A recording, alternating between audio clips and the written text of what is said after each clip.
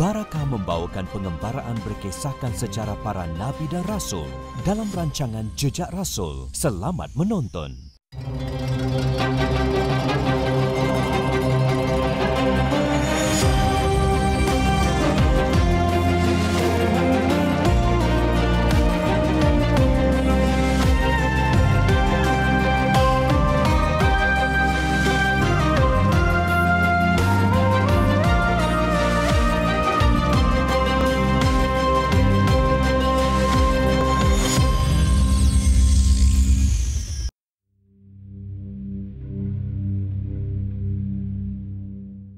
عما يتساءلون عن النبأ العظيم الذي هم فيه مختلفون كلا سيعلمون ثم كلا سيعلمون ألم نجعل الأرض مهادا. Kampung Padang Cangkat Mukim Sayung Kuala Kangsar Perak diberkati dengan berdirinya sebuah pusat pengajian Al-Quran 5 tahun lalu. Ma'had Tahfiz Al-Quran dan Hadis Ar-Rahmah ini dipimpin oleh pengetuanya Haji Muhammad Amin bin Abdul Aziz.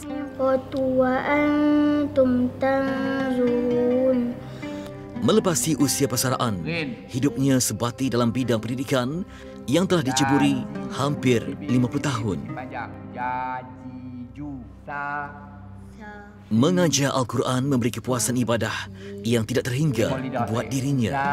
Apatah lagi, ma'had ini dibangunkan di atas tanah pusaka ibu yang dikasihi. Berkeluasan setengah ekar, ahli keluarganya sepakat ia dijadikan tapak Ma'had Tahfiz diwakafkan sebagai saham akhirat. Dalam usia 70 tahun, pelajar-pelajar di sini seperti cucunya sendiri. Mendengar bacaan mereka, hiburan paling menyenangkan, menjadi halwa telinga Haji Muhammad Amin pada setiap hari. Innahu huwat tawwabur rahim. Pada tahun ini kita dah ada 20 orang. Sebenarnya ramai tapi berhenti. Dia tak tahan cara cara sistem di sini. Yang ramai berhenti ni orang anak Ausdi. Sebab kami ambil orang Ausdi ramai dulu, 7-8 orang. Semuanya berhenti belaka. Ini tinggal seorang saja sini yang mampu bertahan untuk meneruskan pengajian di sini.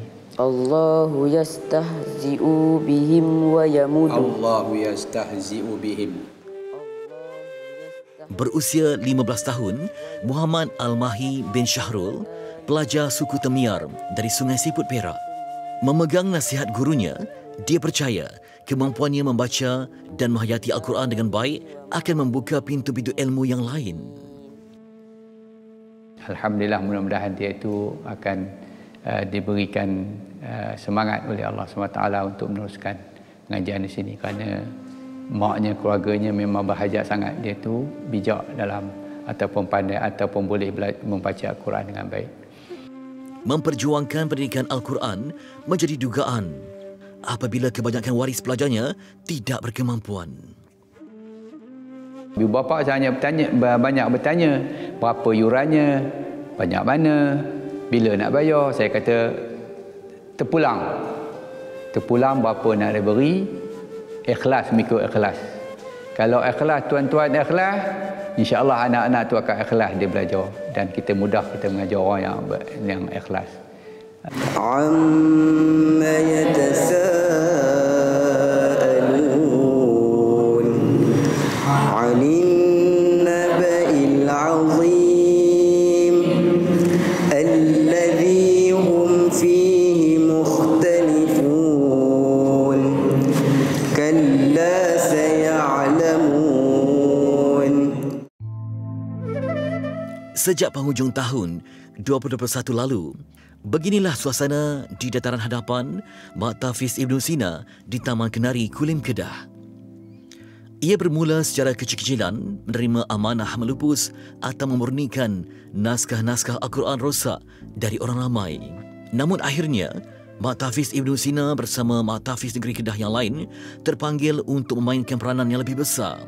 terutama selepas musibah banjir yang melanda Pahang dan Selangor akhir tahun lalu. Dan kami melihat di sana ramai NGO yang membantu mencuci, memberi bantuan dan sebagainya. Tapi tidak ada yang mengambil inisiatif untuk membantu Al-Quran yang terdampar di surau, di rumah-rumah dan sebagainya. Jadi atas dasar itu kami Persatuan Mak Tahfiz Negeri Kedah berbincang dan terus ambil keputusan untuk membantu memurnikan Al-Quran. Kami pergi ke sana beberapa buah lori dan alhamdulillah kami telah balik ke Mak Tahfiz Ibn Sina. Ia dikira fardu kifayah yang wajib disempurnakan. Bila kita lihat Al-Quran yang sangat mulia, kalamullah yang sangat mulia, terletak di atas lantai, di atas tar, apa perasaan kita sebagai hamba Allah Ta'ala? Al-Quran ialah kalamullah. Hati tak tega melihat macam tu keadaannya. Sehingga Februari 2022, 120 tan naskah Al-Quran telah dikumpulkan di Mak Tahfiz Ibn Sina dibawa dari Pahang dan Selangor. Tak sampai 1 bulan, kita duk ulang alik ke Pahang, kita pergi ke Selangor pula. Dilihat, apabila melihat di Selangor, lebih banyak lagi Al-Quran yang terdampar macam tu.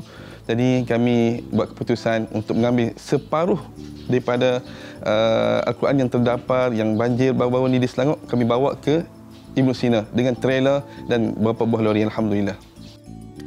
120 tan naskah Al-Quran yang dikumpulkan di hadapan pekarangan Mak Tahfiz Ibn Sina ini perlu diproses segera. Daripada jumlah itu, dijangka lebih 3 tan abu Al-Quran akan terhasil. Seluruh proses dijangka akan mengambil masa selama setahun.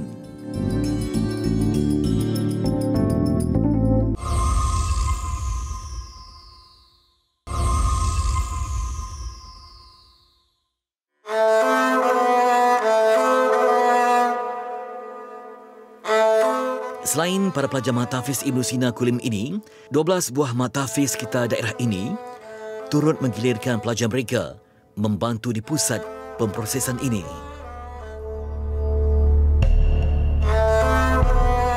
Baik, di sinilah kumpulan buku-buku agama dan juga Quran yang mana bila melibatkan tentang agama, ayat Quran perlu dijaga dengan baik, dengan rapi. Kita perhatikan di belakang, ia digantung tinggi sebagai menunjukkan martabat Al-Quran yang tinggi, martabat serta keilmuannya. Jadi perlu disentuh sebaik mungkin. Tidak boleh kita hanya dapat dan terus bakar, tetapi ada adab dalam menyantuninya. Bersihkan, keringkan sebelum nanti akan dikumpulkan, dibakar dan terusnya dihantar ke laut. Ada adab yang terpuji dan tinggi dalam menyantuni Al-Quran dan buku-buku yang berunsurkan Islam di sini.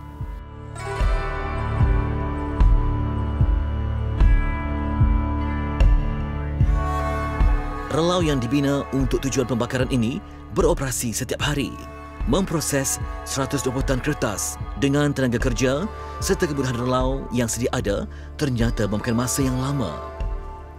Pusat pemprosesan ini mungkin memerlukan mesin pengering yang praktikal dan efisien.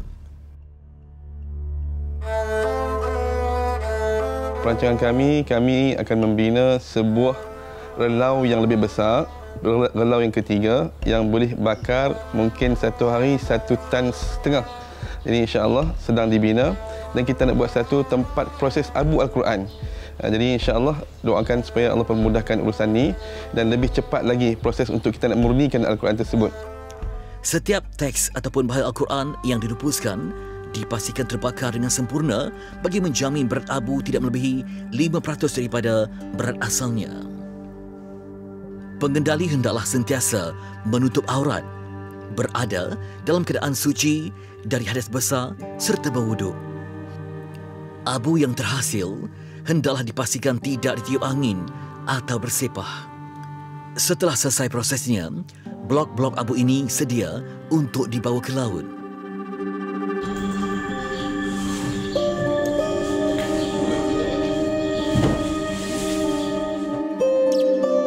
Dari jeti nelayan Sungai Tengah Cangkat, seberang Perai Selatan Pulau Pinang, abu Al-Quran akan dibawa ke perairan yang lebih dalam untuk dilarutkan. Memasuki Selat Melaka melalui Kuala Tengah, kami melintasi Jambatan Sultan Abdul Halim Muazzam Shah serta kawasan perairan Chetek.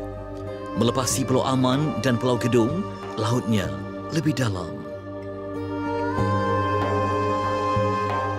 Alhamdulillah kami dah sampai di sekitar Pulau Aman di Pulau Pinang ini, yang mana kita sedia bahawa Al-Quran adalah kalamullah, kalam suci yang diturunkan kepada Nabi Muhammad sallallahu alaihi wasallam. Jadi ia terpelihara sehinggalah ke akhir zaman. Jadi sejak 14 kurun silam ia disalin dan juga dicatat dalam bentuk mushaf, dan hari ini insya-Allah bila ada berlaku kerosakan pada Al-Quran, ia akan disantuni sebaik mungkin, tidak boleh dibuang suka hati, sebaliknya harus dibuat dengan cara yang tertib. Contohnya, kita akan larutkan ke dalam lautan ini. Jadi hari insya-Allah kita akan memulakannya dengan tadi dimulakan dengan bacaan suci Al-Quran dengan doa. Semoga kita semua dikira sebagai insan-insan yang menyumbang kepada kemuliaan martabat suci Al-Quran ini. Bersandarkan Muzakarah Jawatankuasa Fatwa Kebangsaan dan Akta Percetakan Teks Al-Quran 1986, Kementerian Dalam Negeri telah menetapkan kawalan teks Al-Quran yang disertakan garis panduan sebagai rujukan pihak berkuasa serta pihak yang melaksanakan pelupusan Al-Quran.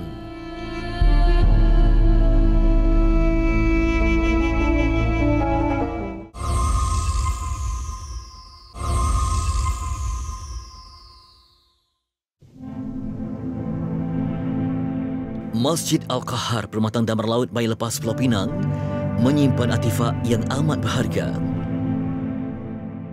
Mushaf Al-Quran ini amat luar biasa. Ia dinamakan Mushaf Pata'in oleh ahli qaryah masjid ini kerana ia ditemui terapung di permukaan laut oleh seorang nelayan bernama Pata'in. Tarikh sebenar ia ditemui tidak diketahui. Namun menurut penduduk tempatan dan pegawai Masjid Permatang Damar Laut, sejak tahun 1970-an, ia diketahui telah pun berada dalam simpanan pihak masjid. Kerana beberapa kali Mushaf Pata'in digunakan semasa upacara angkat sumpah oleh penduduk tempatan. Sekalipun pernah basah terendam dalam air laut semasa ditemui, ternyata tulisan serta helaian-helaian Mushaf Pata'in ini tetap utuh, langsung tidak terjejas.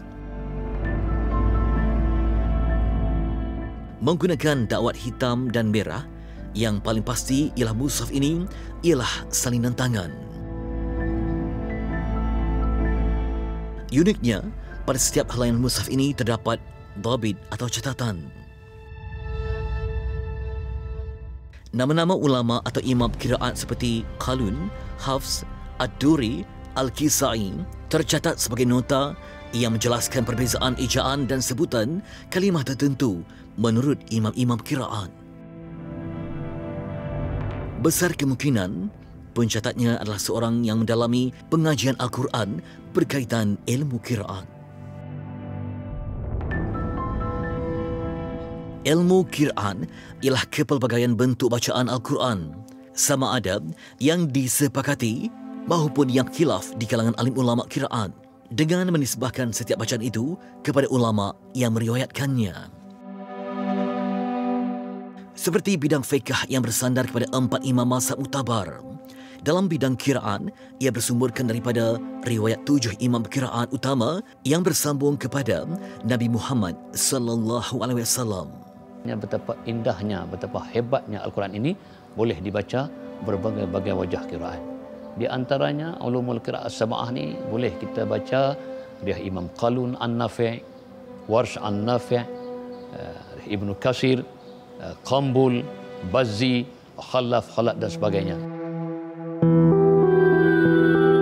Pada helaian penutup mushaf, penyalinnya membuat catatan yang menjelaskan distri mushaf yang istimewa ini.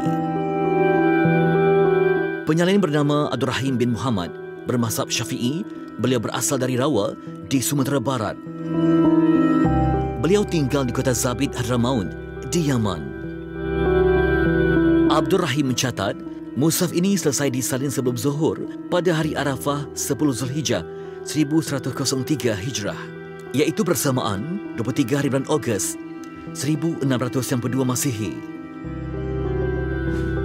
Helaian ini ialah surat akuan yang ditemui bersama mushaf. Ia menyatakan mushaf yang disalin oleh Abdul Rahim itu telah selesai disemak dan disahkan pada waktu duha 7 Ramadan 1104 Hijrah, iaitu hampir setahun selepas mushaf selesai disalin. Dipercayai Semakan mushaf itu dibuat oleh gurunya yang tentunya mahir dalam ilmu qiraat bernama Abdullah Abdul Baqi yang bermazhab Hanafi. Abdullah Abdul Baqi menyatakan beliau juga tinggal di kota Zabid, Hadramaut, Yaman. Dalam nota ini, sebagai guru, beliau memetik riwayat imam-imam qiraat seperti Warash, Habs, Qalun, Ad-Duri, Al-Jazari, Susi, Ibnu Khatir, Abi Umar, Abi Amir, Asim dan Kisai dalam ulasannya. Dalam pengajian qiraat, seorang pelajar wajib mendapatkan bimbingan guru secara berhadapan yang diistilahkan sebagai talaki wal musyafahah. Quran, sama ada kita nak baca mengikut qiraat kita ke ataupun qiraat-qiraat yang lain, yang pertamanya kita mesti mengambil talaki wal musyafahah dengan guru yang mahir. Jadi maknanya kalau kita tak ambil talaki, kita sekadar kita baca dalam kitab, ya mungkin kita tak tahu nak baca macam mana. Dalam kitab tu dia cerita nama sekian-sekian bacaan, tapi kalau guru tak tunjuk, kitab tak boleh tunjuk, dia hanya boleh tulis ya. Abang kita tapi nak tunjuk macam mana? Kecuali ada guru yang mahir dalam bidang tersebut yang boleh tunjuk macam mana kaedah bacaannya. Meneliti artifak berharga ini, penjelasan kepada mushaf Pak Ta'in di Masjid Permatang Damar Laut ialah mushaf ini berusia 330 tahun. Ia disalin oleh Abdul Rahim bin Muhammad, seorang berketurunan Rawa yang mendalami ilmu Al-Quran di kota Zabid, Yaman. Abdul Rahim mempelajari ilmu qiraat dari gurunya yang bernama Abdullah Abdul Baqi. Dalam proses pengajiannya, beliau membaca dan menghafal, menyalin Al-Quran serta membuat dhabit atau nota berkaitan qiraat seperti yang diajar oleh gurunya itu. Setelah sempurna menyalin mushaf ini, Abdul Rahim menyerahkan kepada gurunya Abdullah Abdul Baqi. Mushaf ini hanya selesai disemak dan disahkan hampir setahun dari tarikh ia disalin. Mushaf ini dipercayai disalin untuk bacaan dan rujukan Abdul Rahim sendiri, kerana nota-nota qiraat yang dibuat di dalamnya hanya difahami oleh orang yang mendalami ilmu qiraat sahaja melalui proses talaki dan musyafahah. Persoalan bagaimana mushaf Quran dari kurun ke-17 ini yang disalin dan disemak di Zabid Hadramaut, Yaman ini hanyut ke perairan Pulau Pinang kekal menjadi misteri.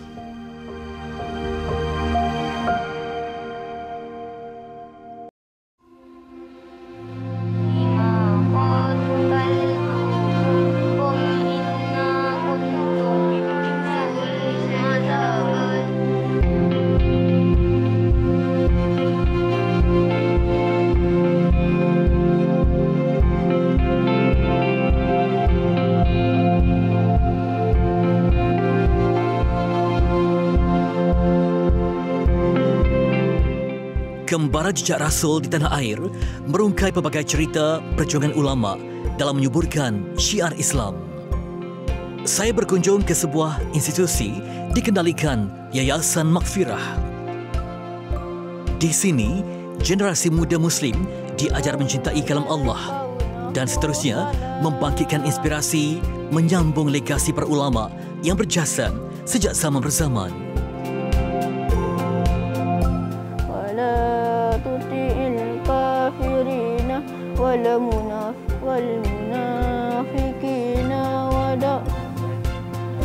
Ulama bukan sahaja menulis kitab untuk memandaikan ummah, malah juga menyantuni golongan yang fakir miskin, anak yatim dan mereka yang kesusahan.